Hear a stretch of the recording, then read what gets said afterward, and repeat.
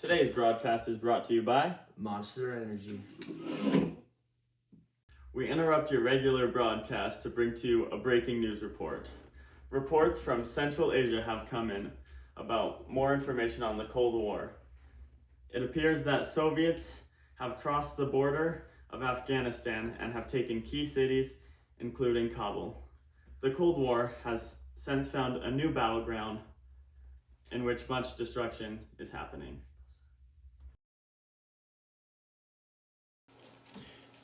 Thank you, Timmy. I am standing outside the city center where the Soviet tanks and troops have flooded the streets. The military action came from the skies with helicopters and planes dropping paratroopers all over the land. The Soviets claimed that this is a mission to support Afghanistan's government, but it is many here that is to occupy.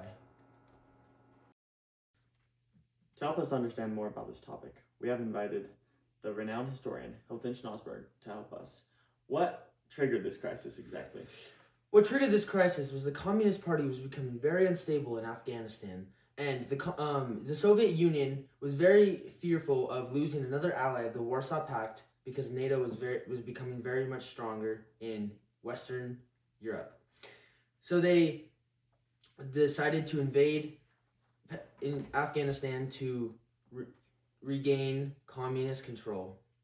Now, was this just about Afghanistan? No, it was about Cold War and the strategies within the Cold War.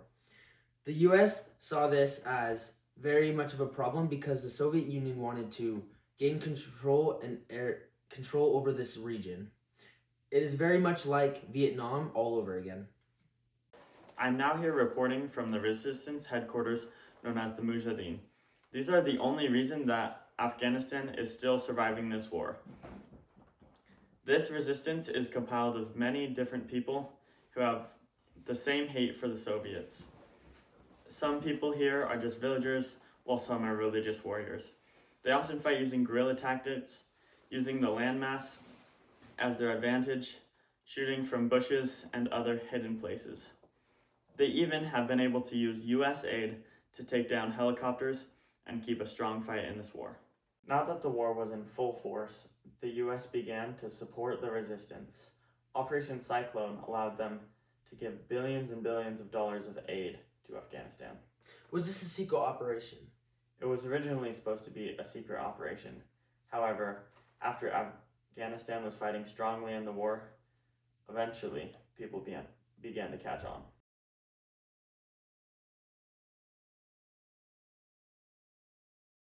The war in Afghanistan has been very destructive and has killed over 1 million people, displaced over 5 million to refugee camps all across Afghanistan and all across the region. Generations have been affected by this large-scale war. Many people have been forced to flee from their homes, and it has caused trauma across many daughters who lost their fathers and parents who lost their children. Finally, after many years, the Soviets cannot stand the war any longer. The costs have become too much, and they've lost far too many soldiers. At this time, all Soviet soldiers have left the country of Afghanistan. However, this does not symbolize the end of the war. As you can see, there have been many fights among the resistance, and the government is weaker than ever before. Because of the chaos in Afghanistan, there was many lasting after effects.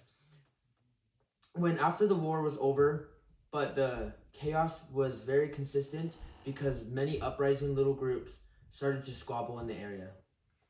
Now that the Soviets have left, there has become a power vacuum that has been filled by a group called the Taliban. The war has lasted over 10 years. Several people have lost much that is dear to them: their land, their family, their friends, and many of their people. Many lives will never be the same after this war, and Afghanistan will never become the country that it was.